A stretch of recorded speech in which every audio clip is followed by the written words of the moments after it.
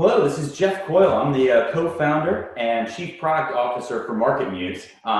And today we're going to be speaking with a really special guest, Eric Van Buskirk, who is a longtime, both data scientist and search engine optimization and content strategy expert. He's the founder of Clickstream, which is his organization really focused on 360-degree search engine optimization services. And really building marketing plans from end to end for his clients. And today, the focus is going to be everything he knows from his exhaustive, and we'll get into the exhaustive later, but his extensive big data science and large-scale SEO studies, and what that means generally, and how you might want to start doing those types of things.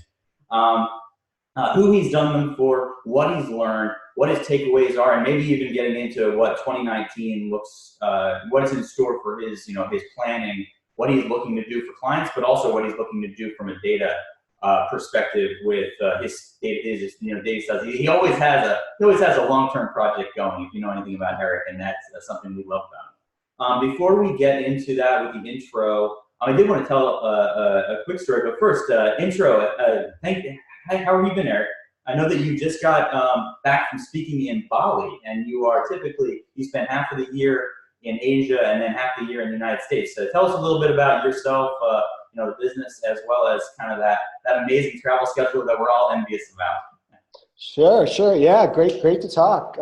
Jeff, you and I have known each other about as long as anyone can remember the word hummingbird, and as it relates to Google, I guess. Yeah, I work even more than that. I would say about almost 10 and a half months of the year I'm in Vietnam, with some side trips there here and there, but for the most part in Saigon. So you could say I'm kind of living the dream. It's not always as perfect as people think to be location independent, and I'm too old to be a digital nomad, because otherwise, if I was still 30, it would probably say digital nomad. But yeah, I love it. I really love it. And there's a fantastic community here in Southeast Asia. There's actually a huge community in Thailand, northern Thailand, in Chiang Mai. Some people listening probably even heard about that. And SEO is very strong in that group. And there's communities in Bali where I spoke. I mean, this conference was very well attended. I was really amazed how many really high profile content marketers and SEOs came to speak, came to listen, we had workshops in these beautiful settings on, we'd go to the edge of these 500-foot cliffs over the sea and party after we had our workshops during the day. And just, yeah, there's really a lot of smart SEOs, smart writers, content people in this part of the world. So yeah, and then for me, so my staff is distributed. I'm focused mostly on SEO projects, primarily in the US, but about to start a big one in Europe. So it's hard to run an agency distributed, but it can be done.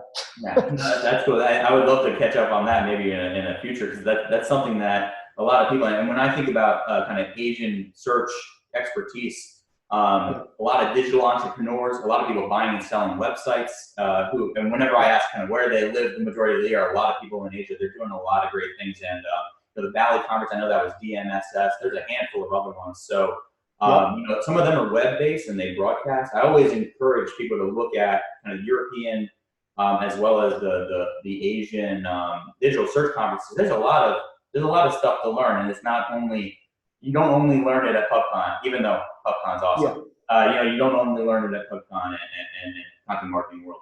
But no, that's a great comment. And you mentioned that we've known each other for longer than hummingbirds. Before hummingbirds were babies. It's definitely where we were doing topic research, and some of the stuff we're talking about by hand now for almost 15 years, where it was, we know that we could get ahead of the game if we were writing high quality content, if we were writing content that told the story that we were experts more often. And when we had manual tools that we had built together, built on our own, and then caught up. You had published a piece about semantic analysis, and just tying that to today. I think that a good place to start is kind of how you see what is semantic analysis, how does it tie to search. It's not just about schema and markup, as you might hear or read about on some publications. out there. And how has that driven the bus for you in the advice that you give, in the research that you do? Why is that important now?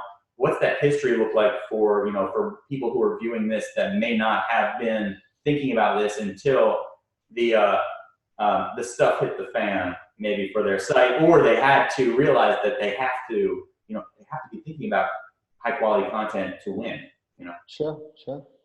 Yeah, so I guess the first thing I would say is I'm kind of shocked that there's still not many people taking an approach towards writing that either backwards engineers Google's ability to find these relationships between topics and words, or a tool like yours, which perhaps, since it's secret sauce, we don't know exactly how you do it, but uses some of the backwards engineering as well as some of your own algorithms, let's say. I mean, I just, even 5 years ago, I predicted I thought with all the Hummingbird stuff that more tool makers and more people would take your approach, and I just don't see it. I mean, and a lot of people still don't even know about that approach.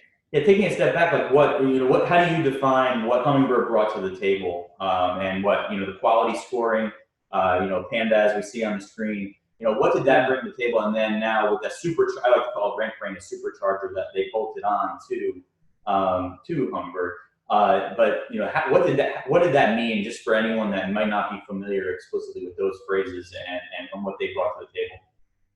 Sure. I mean, I've been kind of focused on more one area. So the more like structured semantic relationships that Google is using with schema, things like that, it's actually pretty different. They obviously used machine learning to figure out the relationship between topics, entities, words, all these things. But in a way, that structured portion is a different animal. I think when it comes to like Panda, I kind of got back into SEO after a little hiatus with other digital marketing, and Panda, I don't really know how to describe it other than, it's quality, and they were better able to figure out the relationship between, and the complexity of let's say, words on a page, and not just words, but content. But Hummingbird, to the part that's so fascinating to me, is more about the actual, what I just said, entities, relationships between topics, and then the key words that even today people don't realize are at the center of this. Like if you look at the studies about Hummingbird, is thoroughness, in covering a topic. That's what Google has used their ability to analyze topics to look for. That's where they give you a high quality score, is the thoroughness of how you are discussing related topics. What are the other words people might use? Holistic, right? So it's the one thing I've said against that sometimes is that it doesn't leave a lot of room for extremely creative websites that have like these very, very loose associations, or websites that are like Renaissance sites where they have many disparate topics that are just not very related, but they're still wonderful websites. So this unstructured way of analyzing that Hummingbird does is in its own way. I mean, it's a machine, it's a computer, it's an algorithm. It is a very logical engineering type of way of thinking. And if you can sort of backwards engineer and understand how to be thorough and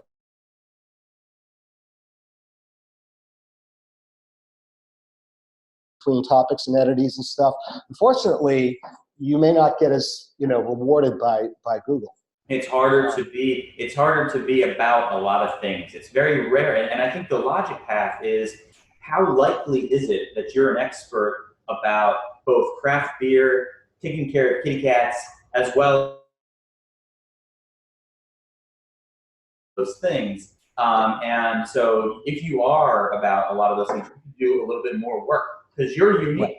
And then, like you described it, breadth. I always like to say across and down. I've got to go across and I've got to go down on this concept. So I've got to map out what the world is, would say a subject matter expert would write.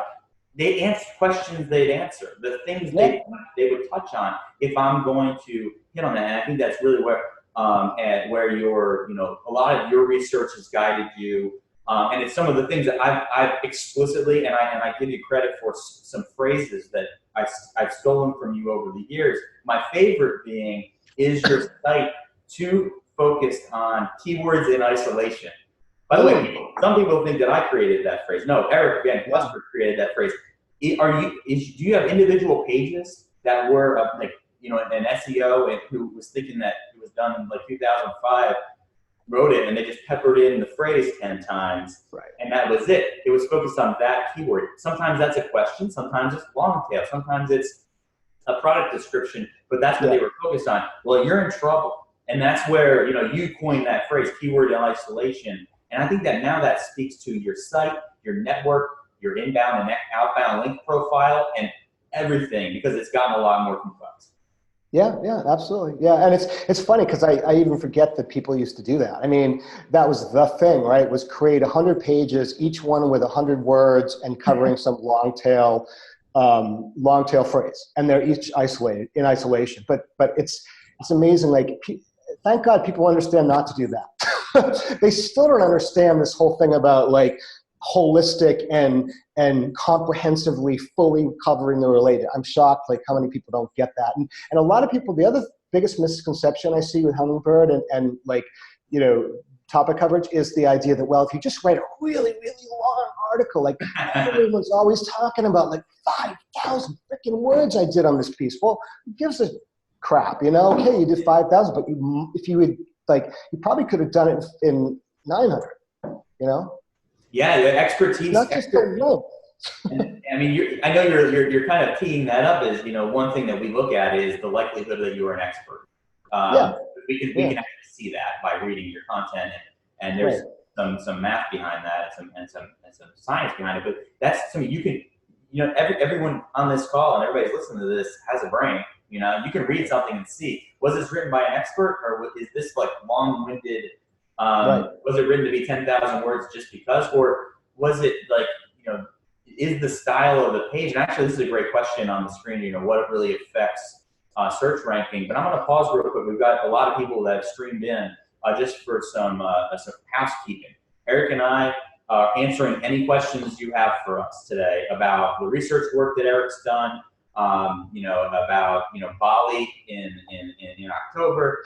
Anything you want to ask, pop it in there, and we'll either answer it live or via chat if it's about the best hotels in Bali, which probably is a tough keyword to rank for. But anyway, what really affects search ranking when someone says to you now, after all the blood, sweat, and tears that you've expended, crossed over. What really affects search engine ranking today as you know it, and maybe where, and we'll dive into some of these research studies that people are very interested in, but what really affects search ranking, and what's the things that you were most surprised about? Not because it's something that's broken or not refined, but what's something that surprised you throughout kind of all the data studies you've done, and then I'll touch on a few things that we've done together over the years, and some of the things that have driven some of our product vision. Sure. Yeah, so I think one of the things that's most surprising and is for people that like to dabble and experiment and learn by small experimenting.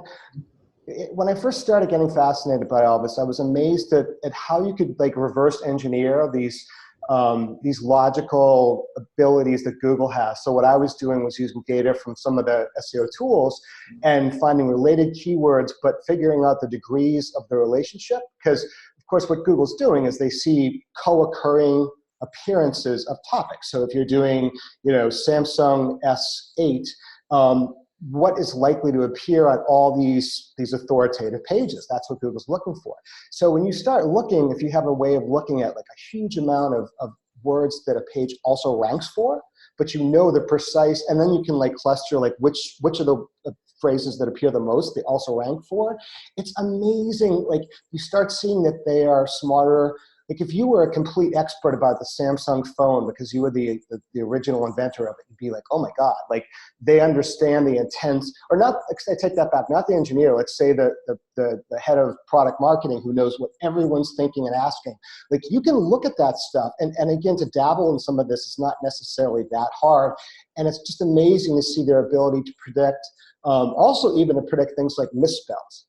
you know? So you can like look at misspells and literally figure out Google has these levels of confidence when you misspell something. And think about that, I think, when you misspell your own search term, looking for something, how confident are they in the other thing?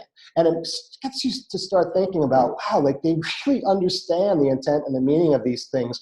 And you don't think of that abstractly, because if you're looking at misspells, you see that one misspell, they're more clear, that's what you meant to spell. And another one, they're like, well, it's probably one of these three. And another one, if you start thinking in those terms of like, what the heck how do they know this, or do they know? I think it's less abstract, because the stuff we're talking about really can be abstract. And that's probably the problem. So many people think of like all of how Hummingbird works, and they just are like, huh? Like when we talk about it, it's very abstract. If you don't actually use the abstraction and paralysis is real with this topic. I think, you know, you say words like topic coherence and clustering, and your brain explodes. I do like the way you phrased it though, with you know, if you're just a dabbler in this and a dabbler in that and a dabbler in this, and you don't truly exhibit that which a subject matter expert would exhibit with your content, those blind spots, you know, they'll be there. You'll never know that that's what's keeping you down. You know, if you're writing great content about content marketing strategy and you never mention buyer personas, and you never have or you never mention target audience, or, you know, you're writing about a particular phone, and, you know, the biggest feature on that phone is the fact that it has a special type of glass, and you never mention the glass because you're worried about selling phones for your e-commerce site. You don't actually know anything about the phone, and you start to slowly die, and you don't really know why. And you see a lot of that. And I'm interested in a question that just came in about sites that are about really important topics like product reviews, but also like medical, legal, you know, sometimes framed as your money or your life sites, from or medical advice or law, you know, like again, dabblers are feeling they're feeling the burn right now. In those spaces. So I thought that was a good thing. I'm interested in what you've seen in that type of experience. And that reference, by the way, for anyone on the phone, it is from the Quality Raters Guidelines on Google, which you can download if you look that up. That's worth the price of admission of this webinar. Anyway, Eric, what do you think about that from a dabbler's perspective, how that impacts different types of sites more?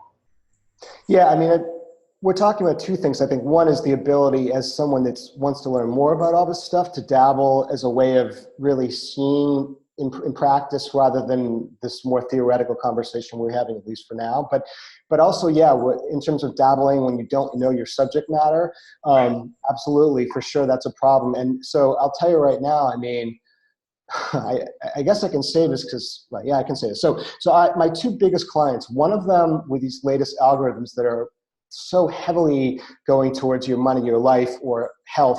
One of them went shooting up 80%, and the other one went down quite a lot. And I'll tell you, it's been fascinating. Like when I went to this conference and workshops recently to talk to some of the other really big SEOs, and quite frankly, this was really interesting because after talking to a lot of people, we are all like really pretty freaking complex about these latest algorithms. I mean, everyone knows what they're about, and they're about trust and authority.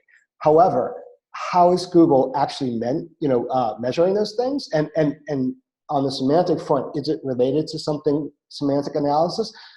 I haven't seen anyone, including reading like the best thought leaders in SEO, really explain. I think it's very complex, and their algorithms are just getting so complex. And perhaps machine learning to some extent, but so the one that's gone down so much, I can tell you one thing about this client of mine. So his strategy has been to spend too much money on SEO and not enough about all the signals off of his website that would show authority and trust. So his competitors, they're going to conferences or something, they're sponsoring things, they're going to meetups. They've got a lot of either citations or places where their links are coming from that you just can't get by link building. And I suspect that's a big part of why he got hit so much. But that's not really semantic SEO. I mean, I think part of this all this algorithm updates, part of the question I have and so many people have is Google using machine learning beyond the text analysis, beyond the semantic analysis, and for example, links. No one has shown anything about are they using machine learning to have this incredible knowledge of the way links are built and links come back. But why wouldn't they be? Brittany Yeah, Mueller, by the way. yeah, exactly, and you're right on that front. And Yeah. some people have been able to show. There's actually a conference in November run by Paul Shapiro called Tech SEO Boost. Okay. That some of the research studies that I feel like people are going to be talking about there will be that people are doing some research studies on that. I think that what some of the ones that I've seen previews on and that we've done have illustrated that topic co-occurrence is definitely not only at the page level, definitely not only at your site level, it's in it's the friends you keep as well, and the friends you point to. And I think that's not news to any SEOs today. It's just how do it's just because the machine learning components make it very difficult to to approach anything but from wanting to provide the best experience for readers and users. And that's where the yin and yang of what we're doing goes. And I think that's a really good point that you made. So just tracking back to the Neil Patel case study, and then we'll talk about kind of the Brian Dean data study. In this case, obviously big numbers. Everybody likes big numbers. 9 million words of content. What are the things that you take away from that study that are really special? What are the things that you think that if someone were going to look at just their market or wanted to do large scale develop these types of studies, what are things to look for? And the last thing I want to do on this discussion is talk about the typical SEO study debate, correlation versus causation. Let's just get that out of the way. We'll never know causation because of machine learning and because we aren't working at Google inside the the equivalent of the Coca-Cola recipe room. So we're not going to go there. We're really going to go to actionable takeaways. If you want to talk about that, go to Bali and buy Eric a beer, or do the same with me in Georgia.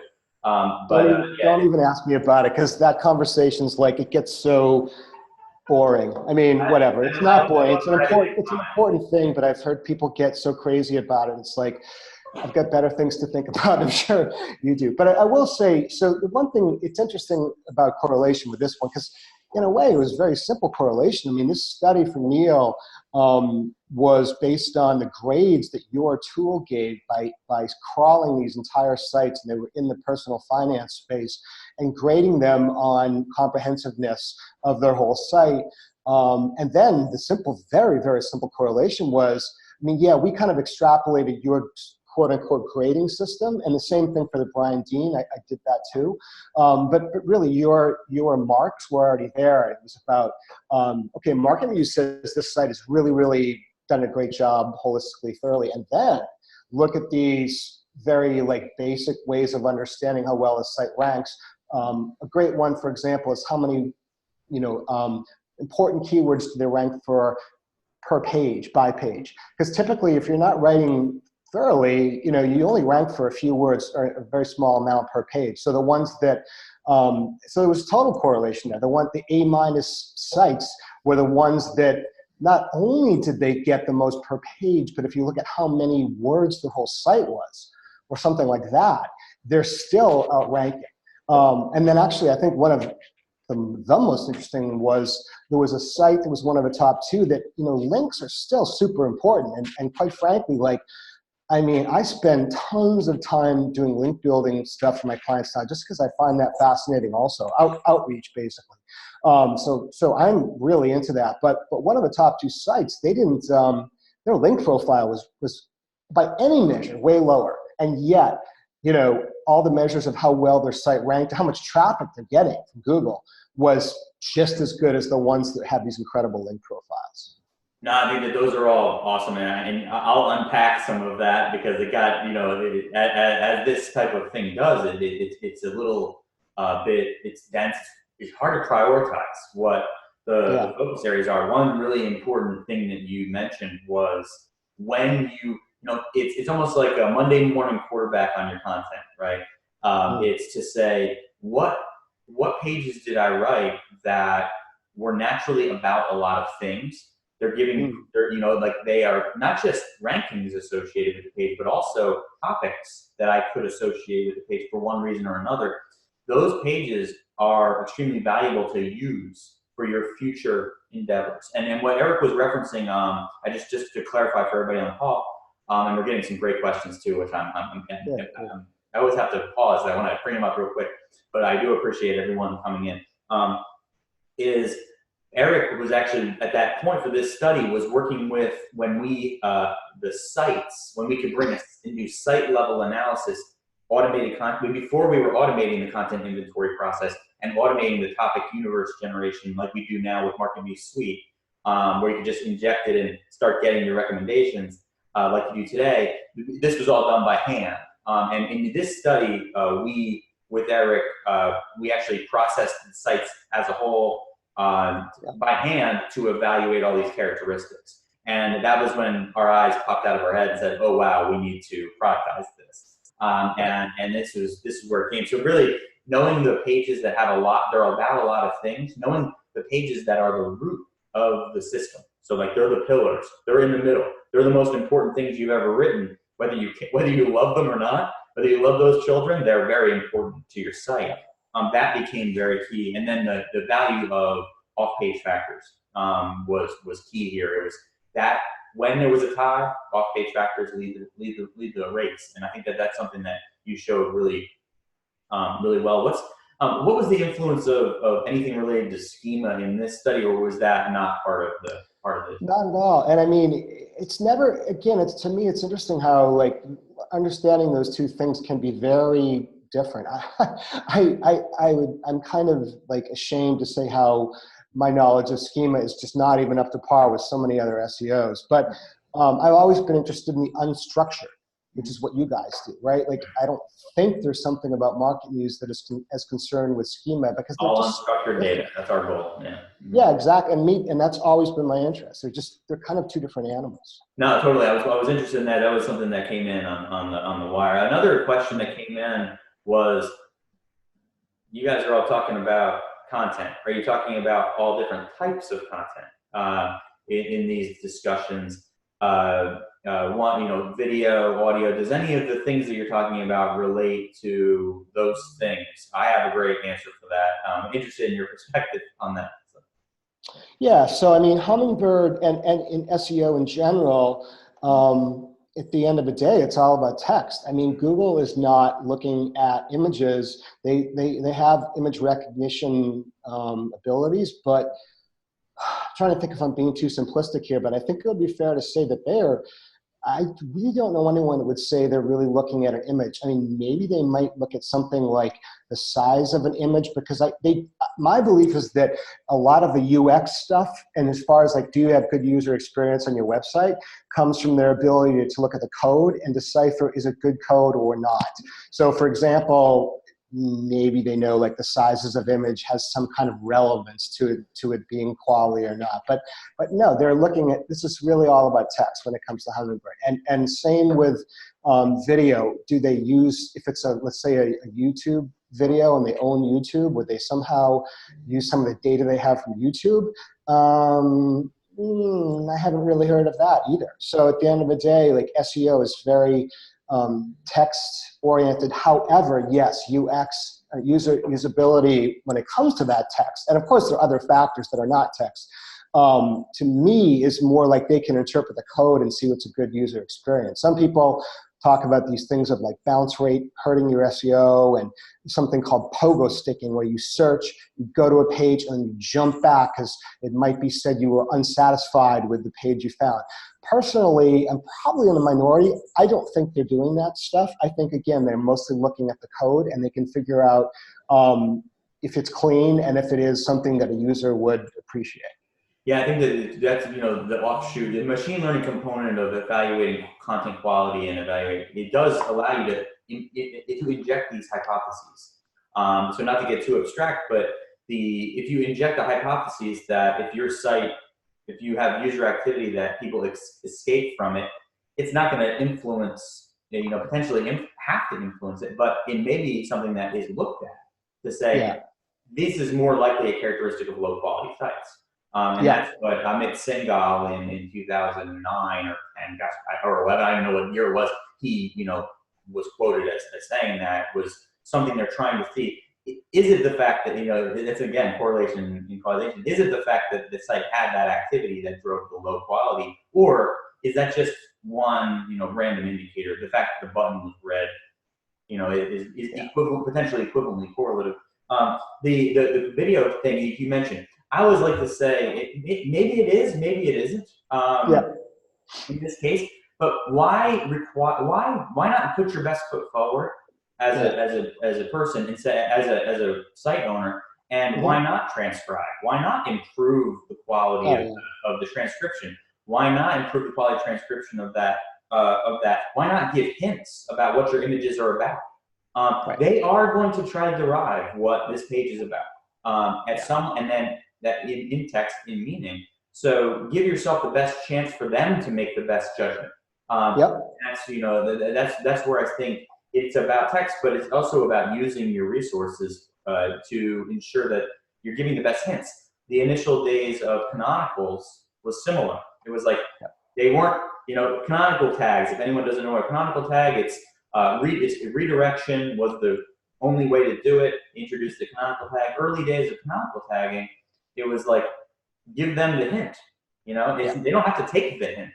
But in this case, it's semantic analysis and deriving meaning from words to images and deriving meaning from words to videos.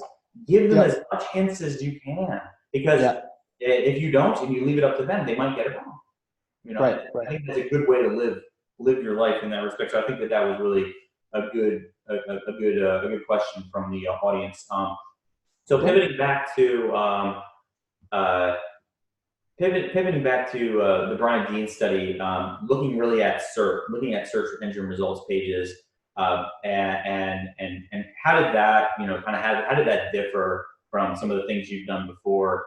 What are the things that you think are poignant today? I know this was a couple months back or 18 months back. So how is that poignant today, and what things would you say should be on your calendar to learn about in 2019 if you're trying to get ahead? So I think the biggest difference between this, which was sort of one portion of this massive thing that Brian hired me to oversee for him, whereas with what I was doing for Neil, I did 12 data studies over, I guess, 4 months overseeing them for him. So obviously more work for Neil, but the thing for Brian's was, well, Brian used to like to joke that it was the most expensive blog post ever. Because he paid me to work with, I guess I had the equivalent of 2 full-time people working for me, different kinds of freelancers, for I think it was almost 3 months, just to do that one study, which was posted on his site as a blog post. So that was a lot of money to spend for a blog post. But anyway, the difference between the one that was done for Brian and the one that was done for Neil, the big difference, and they both use your tool because there's just no other tool out there that's grading topic holisticness and thoroughness, and also giving, of course, the suggestions of what they should be. But of course, I'm using them as an after to find the grade, not as okay, here's the grade, now let's improve, which is why people using your tool or others would do it. But so the big difference was that this was looking on a page level. So it was totally correlation. It was to what extent can we predict that something will rank well if it's graded that one ranking page that ranked in the top 10, very good or not so good or horrible or whatever. And then, again, Niels was looking and using your tool to look at the whole site. I mean, personally, to me, I'd like to see people do more of these kinds of things. I just don't think there's a framework out there other than using something like MarketMuse to understand what's better or worse. That's why I am excited about doing something with your newer enterprise tool, time permitting for both you guys and me, because I think that, obviously Google's looking at these very complex relationships, not in one page. Mm-hmm. So yes, we found this correlation. It was quite meaningful for one page. But at the same time, my thought is, but that's just one page. Like if Google's scoring thoroughness it's not really about the one page. It's like, how well did you do it with the other pages on your site? Yeah, I think that's from my perspective on this study, you nailed it. That was the way that you could analyze it then. Now you can analyze it so much more in a more robust fashion, and it's going to tell you that it's not just about the one thing, the one search. Yeah. It's not about the top 100. It's not about the top 1,000, and that's always been how MarketMuse has worked.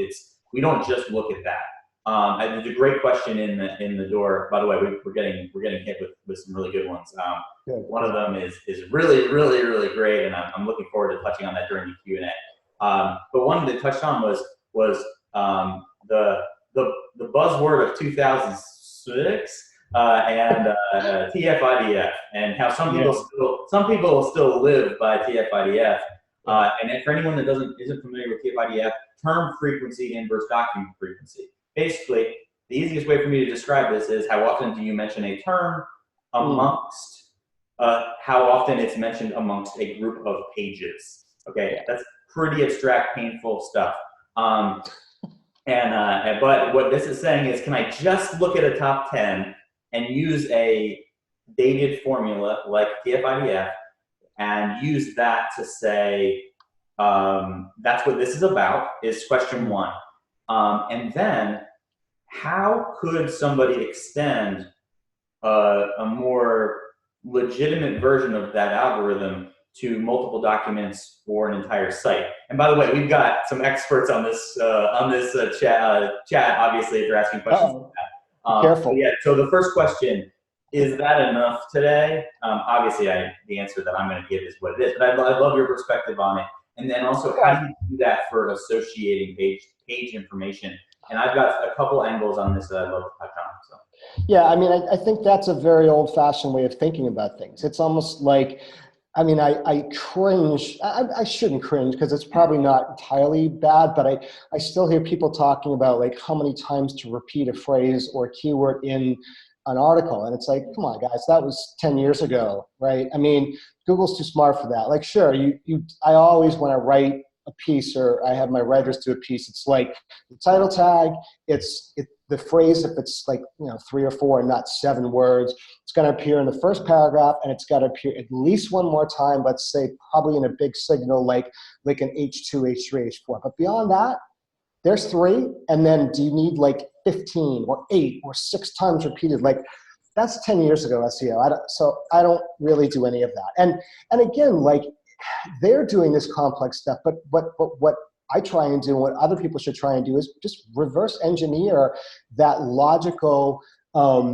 related topics, right? Like, you can't just because like basketball is the most common co-occurring word. Yeah, this is an example I used to use. Basketball is the most common co-occurring word on a page about, no, wait a minute, how did this work? Oh, no, I know. It was the highest keyword volume that was also a related keyword. Like if you look at SEMrush and, I don't know, Moz, Ahrefs, for keyword volume that's related to the search term USA.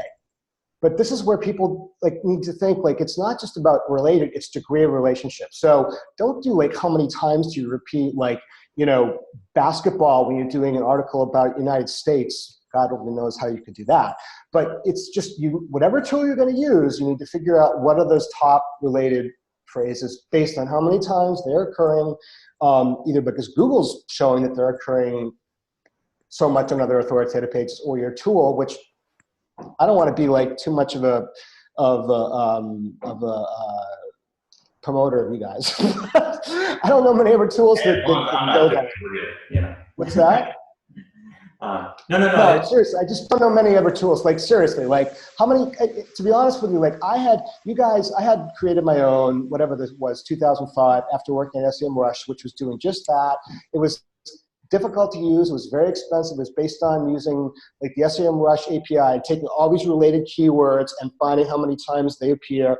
But I don't really know who else is doing that now. But that, even just backwards analyzing that number of times words appear, I think is so much easier in a way. Just buttoning that up on the question. The answer to that, from my perspective, is yes, that is a dated technology. Yeah. There has been very little innovation in the space in the last 30 years in the topic modeling space. We take a completely different approach, and it is, like you mentioned. The relationship to other documents, yes. The question is great. Do you combine them all into one page conceptually to evaluate it, or do you actually look at the relationships between the pages, what links, what link, anchor, what surrounding text? How can you use all of that to tell a story about what this page or this cluster is about? That's one element, and I think that probably was where the person that led that question was going with that. But that is what's happening, and I think so. I think that's a really good question. We also on the Eric, you made a point about hitting particular distributions. It's something that we go back and forth on also. We've actually transitioned to ranges because what we're really focused on is subject matter expert modeling. If you were an expert, this is likely thing. It might not fit into your prose. It might not fit into your writer's style. It might not. So we want to be as empathetic and allow for creativity too. And if you do something very regimented, it's going to be, and you might do something that is unnatural in that case, like try to work something in that didn't fit, and that's going to backfire in the long run. So I think that's a great comment you made too. For us, it's about ranging, and it's about likelihood of success that drive the bus. And that's a good segue to another question that came in that I really love. And this is all actually, these questions tie specifically to this semantic relationships, and you look at pages and you look at what things are about.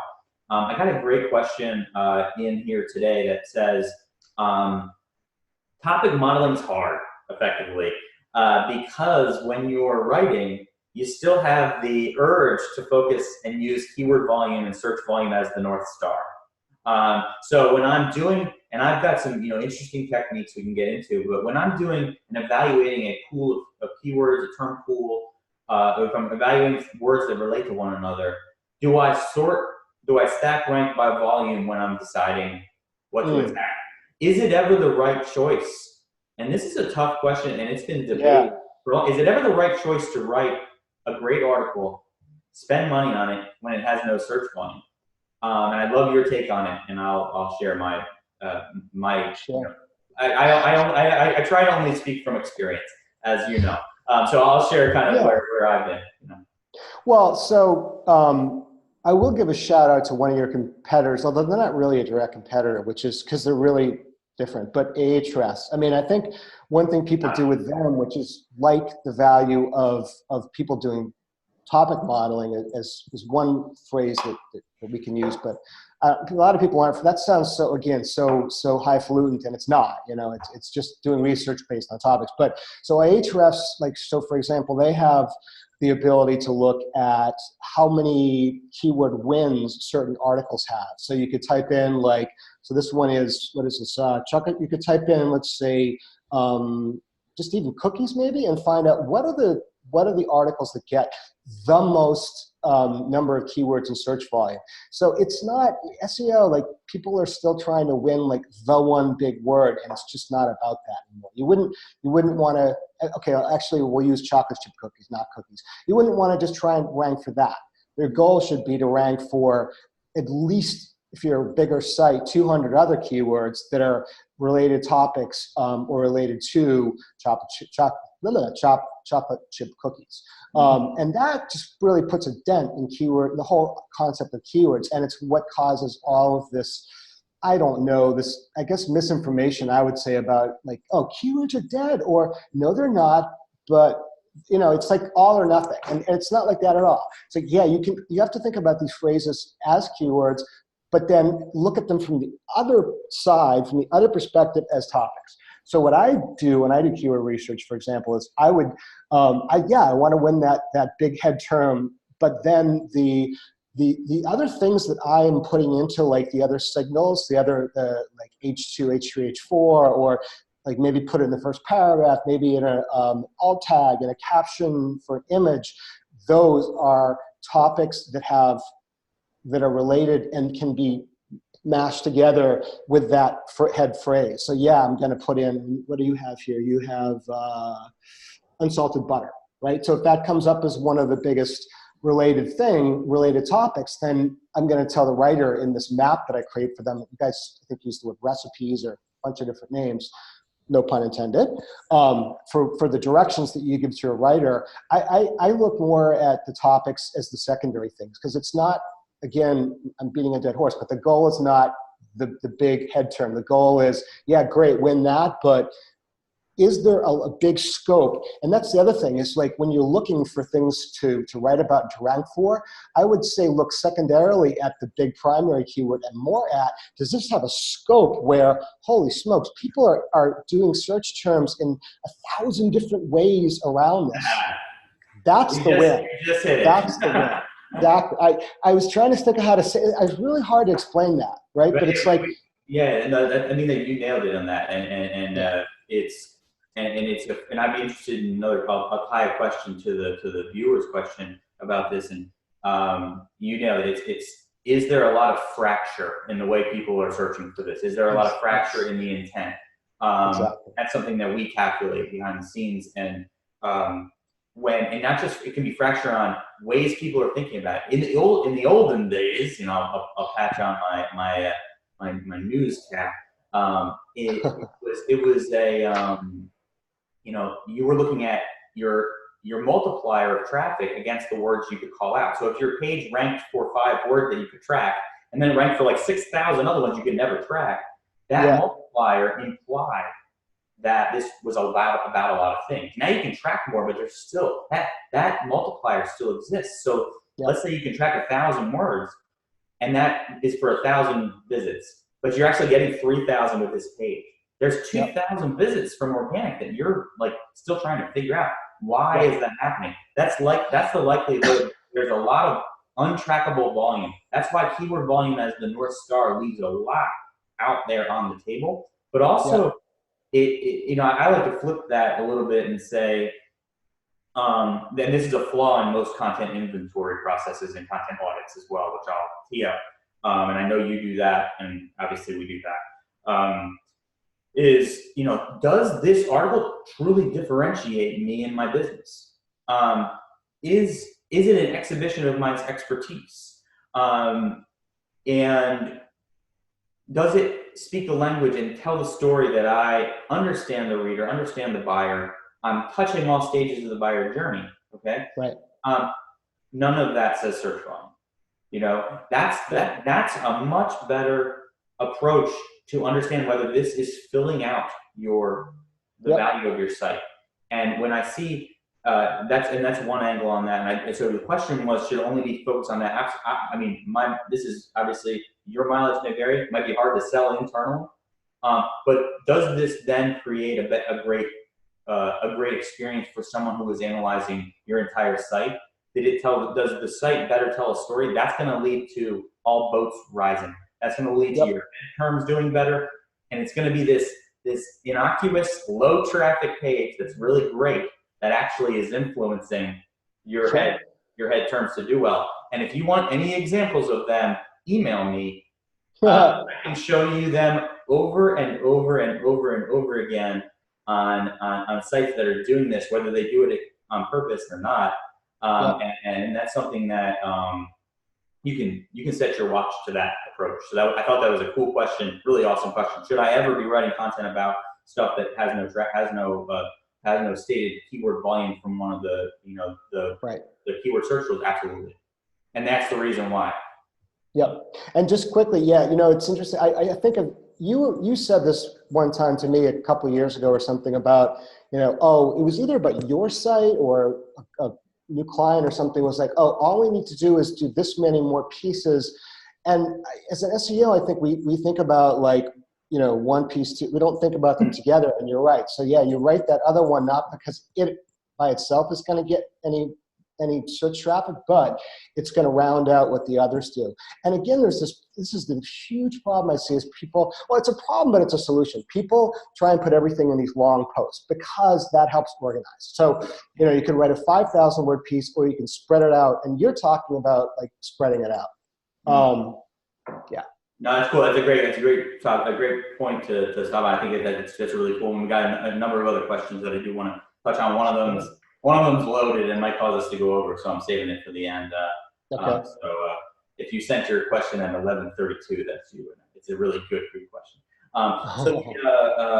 The question about the question you were just touching on about, and I mentioned it's a reason, and I'd be interested in your take on this related to when you're going into a new client, right? And you're looking at their site, you're doing that content audit, that content inventory. What are the biggest mistakes that people make in that process? One of them was just called out, and that's deleting content that gets no traffic. Right. Never, and there are people that, I'm in a lot of like communities online, mastermind communities, and so there are people that live by that. They're like, no traffic, no conversions, no thank you. That's one. It's such a mistake at so many levels. It's still a common practice with prominent agencies today. To use that as part of your agency. What are some other things that you see? Problems that people have done, maybe historic migrations that they've done, or audits and flaws, and then what are the things that you like to kind of live by when you're going in and auditing content? Well, so you and I remember, again, because we've been doing this from a little bit earlier back, but this whole business of rewriting, it's amazing. It just sort of caught on, I don't know, 3 years ago maybe, and I think everyone talks about that now, and I don't know why they weren't thinking of it before, but that's always like every SEO, even probably every writer talks now about go back to what was done 2 years ago and look at how you can upgrade them, and even mashing things together. Like, that's kind of obvious. I hadn't even really done it until a colleague of mine was saying, yeah, just mash old articles, because update them, but also if you see that they fit together and it's a way of bringing it up to date, like do that. So this whole updating thing is, well, your question, I guess, was mistakes, but no, that's a great answer to that question. Okay. Yeah. So that's always, I guess I'm saying every decent SEO knows that, right? That's the number one way to do a content audit. But is the SEO always driving the bus on what content gets created or updated? Exactly. So this is funny. I wish I could call out this person's name, but because you know him too, but I can't, and I would love to, because he won't buy me as many free, beautiful craft drinks as he usually does, because he actually lives here. And you know him here in Southeast Asia. But I had the longest freaking argument with him and one of his employees. He runs a very big digital company about upgrading content, and he thought there was some kind of like pristine sacredness about the original thing that was written 3 years ago. I was like, dude, what are you talking about? It's not a newspaper. Like, of course you can upgrade this. And he was like, no, you don't change what was written 3 years ago. But I think that's a great point, and that does tie to content audits. A wonderful, everybody always says great problem to have, right? A wonderful problem to have is that your editorial team is upset because all their traffic goes to old content. All right, and if you don't know, does not go. A lot of traffic goes to old content. Oh, yeah. You've got so many things you can do because you're not running a newspaper. Right. So whether it is doing content upgrades, whether it is updates, whether it is repurposing, whether it is take the stuff that's done well. Take the stuff is good but didn't do as well, and use that to drive next steps. And I'll leave it there because we are punching on to the end of the clock. Sure. And I think we'll do one question about this. The one that came in that I said was really important to call out because it is something very new that, Eric, I'm not sure how familiar you are with some of this stuff. But it is stuff that was just announced at Google's I/O, and then there also are some SEOs that are doing work on it and have confirmed it. And it was about some complex rendering. Okay. The word, and I can only say word on the street. I can't give out sources. Word on the street is that Google is rendering every page, no matter how long it takes. The question was really saying, are they interpreting elements of a page? Are they trying to pre-render? Are they trying to render? What does that mean? And how to take action against that? So the sentiment has been, well, we know they're trying to. How much is that influencing the core algorithm? How much is it influencing things that then drive some of their machine learning quality evaluation? Those are the questions that people want to know. So will that change the content is king sentiment once pages are being rendered fully faster? Right now, it still takes quite a long time. They are saying that they're doing that. How does that change the game? And I thought that was an awesome question. But just so the person that asked the question knows, the word is yes. They have confirmed that they are rendering all items, all stuff. They're saying they're doing everything. Are they? But you know what, though? Okay, this is so funny you asked that, because it's it relates completely to something that I know a lot about. So probably one of the things I'm most proud about that I ever did was one of the studies I did for Neil was the largest study on site speed ever done. I forget how many pages we used, but nobody did that on? I want to make sure people can look it up. Oh, Jesus. It's basically how does site speed affect ranking if you search. People can look it up. Yes, but it was the biggest, but because Neil doesn't really go outside of his followers to promote things, it just never got that much traction. It was like his followers knew, but no one else did. And it's fascinating. So what I found was that it was the first time anyone had shown that they went beyond just time to first byte as a signal. And it showed that these other things they were getting a lot more sophisticated doing. And of course, like rendering JavaScript. But if you think about it, like, this is what you just were saying is a very technical question. How much could they actually render? They can't render everything. And some of these things are just too complex and it's too costly for them. And I guess the challenge. But they're saying they are. Just so they're saying they are. But okay, so what I would say is somebody could replicate the study that I did a year and a half ago and see how much it's changed. But the challenge, of course, is that's the secret right there. Well, but the problem is that it's correlation. It's correlation again, right? So mine was correlation. But it made total sense. It was like time to first byte and these other things. But then when you got to these things that obviously were complex for them to execute, render, no, there's no signal at all. And of course, because they're not going to spend the money to have their crawlers do these things. But that's the problem with these studies is that if there's 200 major ranking factors, it's not a controlled study. You can't isolate them. So yeah, like these little things about, there's 20 different kinds of rendering tests you can look at, but how do you correlate that to a ranking when there's also links and this and that and the other and the other? They're all just making a dent.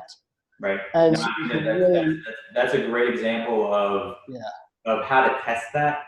And you're one of the few people who might actually be able to, but a lot of people do have some archival data on that. There are some studies currently being done in the tech SEO space around this proposed. What's the influence of this? That's exactly what I did. So I would love to see this stuff. I haven't kept up. Is it going to impact the core algorithm, or is it going to be a data point that then they use to train models? Interesting. I believe it may be a data point they use to train models. I will never be able to confirm that. However, it's if I had that data point, that's how I would do it, and that's the way I can talk about it. That's total speculation. Because they can use all of that. I jump in. So the last question we're going to be able to field is one. The audience wishes to know some test standards. So after this, I will do some test standards to keep up. I will mention Eric always posts a lot of detail underneath the post. So he gives you that stuff. So Eric, I'm going to connect you to a couple people that have asked for test standards. If you want some ways to consider test standards, please email me, jeff@marketmuse.com, and I'll point you to the thing. That's an awesome question. The last question was, if there was one thing that you would put as step one on every content item all your clients create, one thing they did, make sure you do this every time with every article. one person, he proposes, like, some people are advocating that somebody dream about what their best meta description, or sorry, their best search snippet would be, or dream about how the featured snippet might get processed for this page, and make sure that it's clean and happy. What are those fundamentals? And by the way, I almost said the person's name, but one of our viewers, that's a good thing to think about. If Google were to award me a featured snippet, what would it be, and have I structured the content, and is it going to look good? That's a great piece of advice. I'm stealing that. Absolutely. That's an awesome question. What are some other data points, or what is that leading North Star for every article that you would put into place? I'll give mine, then we'll wrap. Sure. So mine is simple, and I think I already said it. So if you're an SEO and you're doing strictly an SEO approach, you're more looking at keywords. To me, I'm always researching both keywords and topics, and then it's always primary keyword and then primary topic. But sometimes the keyword's the same. If it's how to make chocolate chip cookies, or is it just chocolate chip cookies? You can look at those things as topics, and the other perspective as keywords. And then again, I'm going to tell the writer I'm going to make a recipe, or forget a recipe. That sounds like a pun. I don't mean a pun. It's confusing. I'm going to make a map and say that they should use these related topics and put them in the main signal areas. And maybe other things that should be on site on that page, like important linking considerations always would be there. I tend to be kind of boring with images. I probably should think more about giving a writer instructions about what images to use and how to use them. But it's really about the main and the secondary. And I use the term, by the way, I say the primary topic and the secondaries. Well, I mean, you're basically saying have a brief that everybody agrees on. Yeah. Have a structure that everybody agrees on, and make sure that it's. I mean, as far as a litmus test for content, I think good parting words from my standpoint to answer this question is, to think about how this page might be interpreted by a reader. Think about how this page may be interpreted by the search engines. Don't weigh one or both of those things together. So one of the steps that I ask my writers, as well as my marketers, to think about is, after one read this article, what tasks could they complete that they couldn't before they read it? And if you have those things documented for every article, what tasks can one complete now that they couldn't before? Or what are the next, and another one would be, what are the next 5 questions? What are the next 5 things that I want a reader who's reading this article to be able to accomplish? If I have a consistent process of understanding the value this provided, and then what's the next value that a user would likely wish to have, if I've got that baked into my content process, your writers are going to be happy, your SEOs are going to be happy, and your results are going to be happy. Results are going to be more successful because you're thinking with the writer in mind, because that's the stuff they want to cover, and yields SEO success. And so I think team empathy is number one for content, because your writers don't want to write SEO content. They want to write great content. And I think that what processes should you hit? Is my writing process empathetic for the writer and the subject matter expert? If it is, you're going to have a lot more success more often. So, Eric, any last words before we tie the bow? Not really. Just thanks so much, and I hope we can do some research together again. I mean, I'm not. That's not all I do. It was kind of almost more my focus a year ago than it has been lately, but would love to do a little more. So who knows? Based on some questions. Yeah, based on some questions, no, sorry to interrupt you. We've got a couple people that I think want to do some research with you. So that'd be fun. Sure. But anyway, thank you so much for joining us. And I didn't mean to cut you off. Last word. No, absolutely. Thank you so much. All right. Thanks again. All right. See you. All right, Jeff. Thanks, everyone, by the way. Thanks, everyone, for viewing. Thank you for joining us. And look for some upcoming webinars in the series. Will be announced very shortly. We've got some amazing guests coming up that they may not be Eric Van Buskirks, but so we'll have all those being announced in the short stroke for December and January coming up. Thanks again for joining us on another MarketMuse webcast, and talk to you soon. Bye-bye.